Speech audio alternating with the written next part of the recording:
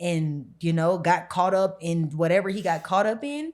And one night we are just at home. I remember we're in the living room and suddenly SWAT comes. I mean, running through our yard like with a bunch of huge assault rifles, and they just kick the door in. So it's, you know, I'm just in shock. I don't know what's going on. And they're just pointing their guns at me, my mom, and my sister, and they tell us to all get on the ground. So we get on the ground, and I remember I'm on one side of my mom, my sister's on the other side, and they're just holding their guns, like pointing them at us. And I remember hearing my mom yell, "Please don't point your guns at my kids," you know? And she kept saying it, "Please stop pointing your guns at my kids." But they didn't. They just, you know what I'm saying? Like they stayed right there.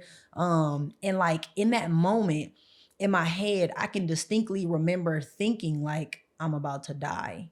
Not even, and that's the thing. I don't think kids truly understand the finality of death, right? But like something in me was telling me that like, oh, I'm about to die. Like, you know, but they went, they were tearing up the house, they're flipping mattresses, they're pulling dressers out, like throwing everything everywhere. And then when they didn't find anything, they just left and just left our